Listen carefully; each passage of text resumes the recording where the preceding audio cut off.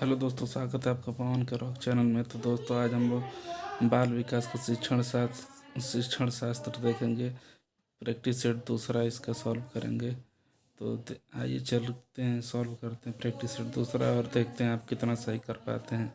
इसमें 10 कुल कुल 10 को प्रश्न होंगे, जिसमें से आपको देखते हैं कितना आप लोग सॉल्व कर पाते हैं। तो चलिए शुरू करते हैं। तो दोस्तों, पहला है विविध पृष्ठभूमियों के अधिगमकर्ताओं को संबोधित करने हेतु एक अध्यापक को डैश। फिर से देख लीजिए, विविध पृष्ठभूमियों के अधिगमकर्ताओं को संबोधित करने हेतु एक अध्यापक को डैश। डैश के स्थान पर भरना है, क्या आएगा? तो पहला ऑप्शन है सभी के लिए मानकीकृत आकलनों का इस्तेमाल करना चाहिए। बी होगा ऐसे कथनों का इस्तेमाल करना चाहिए जो नकारात्मक रूढ़िबद्ध धारणाओं को मजबूत करें। सी है विविध संबंधी मुद्दों पर बातचीत टालनी चाहिए। डी है विविध विन्यासों से उदाहरण लेना चाहिए। फिर से देख लीजिए, ए है सभी के लिए मानकीकृत आकलनों का इस्तेमाल करना चाहिए। बी है ऐसे कथनों का इस्तेमाल करना चाहिए जो नकारात्मक रूढ़िबद्ध धारणाओं को मजबूत करें। या सी विविध संबंधी मुद्दों पर बातचीत टालनी चाहिए। या डी विविध विन्यासों से उदाहरण लेना चाहिए। तो आपका आंसर क्या होगा? जल्दी से दीजिए आप अपना आंसर क्या होगा। वीडियो को पॉज करके देख लीजिए इसका आंसर। वीडियो को पॉज करके आंसर देने की कोशिश करिए। तो इसका आंसर होगा, चलिए देख लेते इसका आंसर क्या होगा। इसका आंसर होगा डी। इसका आंसर होगा डी, विविध विन्यासों से उदाहरण लेना चाहिए। चलिए तब दूसरा क्वेश्चन देखते हैं। समस्या समाधान क्षमताओं को किस प्रकार सुसाध्य किया जा सकता है? दूसरा, समस्या समाधान क्षमताओं को किस प्रकार सुसाध्य किया जा सकता है? ए समरूपों के इस्तेमाल को बढ़ावा देकर। बी विद्यार्थियों में डर की भावना पैदा कर। सी लगातार अभ्यास और कार्यान्वयन पर जोर देकर। सी लगातार अभ्यास और कार्यान्वयन पर जोर देकर। डी समस्याओं के हल हेतु अटल प्रक्रिया के इस्तेमाल को बढ़ावा देकर। डी समस्याओं के हल हेतु अटल प्रक्रियाओं के इस्तेमाल को बढ़ावा देकर। तो चलिए आप देखिए इसका क्या आंसर होगा, जवाब दीजिए जल्दी से। वीडियो को पॉज करके देख लीजिए एक बार। चलिए अब इसका आंसर जान लेते हैं क्या होता है। इसका आंसर होगा ए समरूपों के इस्तेमाल को बढ़ावा देकर। समरूपों के इस्तेमाल को बढ़ावा देकर। चलिए तीसरा क्वेश्चन देख लेते हैं। अधिगम कठिनाइयों से जूझते छात्रों की ज़रूरतों को संबोधित करने के लिए एक अध्यापक को क्या नहीं करना चाहिए? क्या नहीं करना चाहिए, नहीं पूछा है, क्या नहीं करना चाहिए। अधिगम कठिनाइयों से जूझते छात्रों की ज़रूरतों को संबोधित करने के लिए एक अध्यापक को क्या नहीं करना चाहिए? ए है व्यक्तिगत शैक्षिक योजना बनाना। बी शिक्षा शास्त्र और आकलन की जटिल संरचनाओं का प्रयोग। सी दृश्य श्रव्य सामग्रियों का इस्तेमाल। या डी संरचनात्मक शिक्षा शास्त्रीय उपागमों का इस्तेमाल। तो अपना अपना आंसर दीजिए, क्या होगा इसका आंसर? इसका आंसर होगा बी शिक्षा शास्त्र और आकलन की जटिल संरचनाओं का प्रयोग। शिक्षा शास्त्र और आकलन की जटिल संरचनाओं का प्रयोग।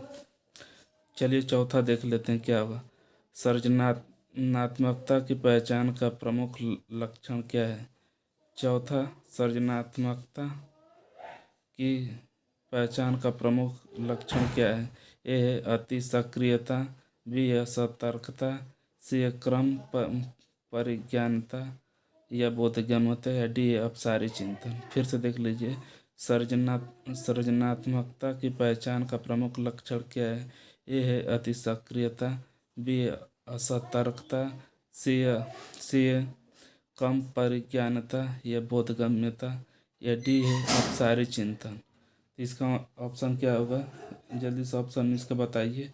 इसका ऑप्शन होगा डी अपसारी चिंतन। क्या होगा?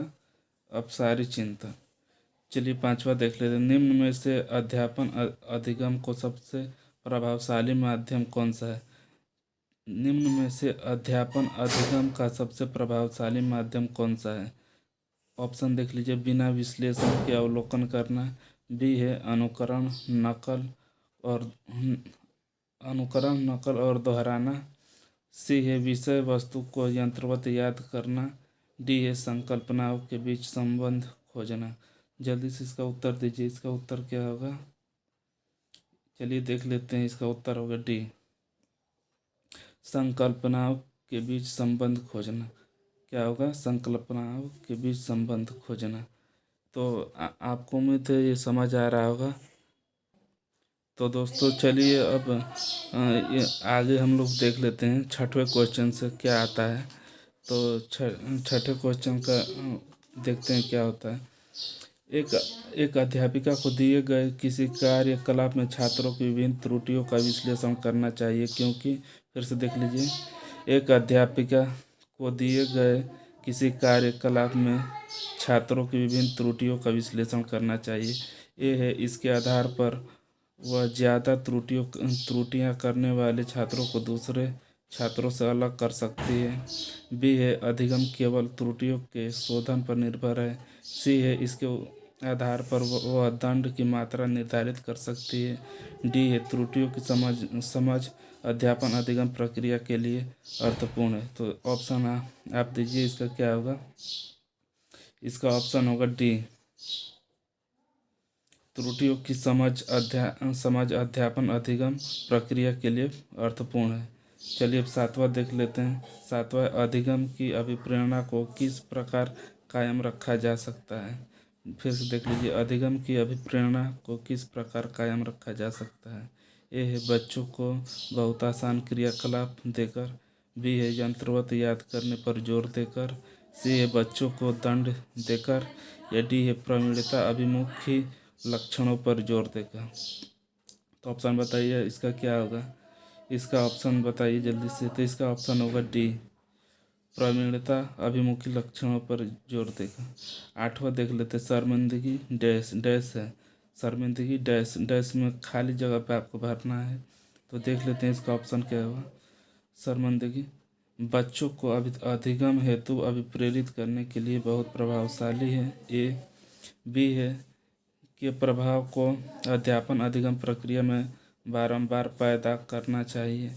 सी है का संज्ञान से कोई संबंध नहीं है, या डी है का संज्ञान पर नकारात्मक प्रभाव पड़ सकता है। तो इसका जवाब दीजिए। इसका जवाब क्या होगा? इसका जवाब होगा डी, का संज्ञान पर नकारात्मक प्रभाव पड़ सकता है। चलिए नौवां देख लेते हैं।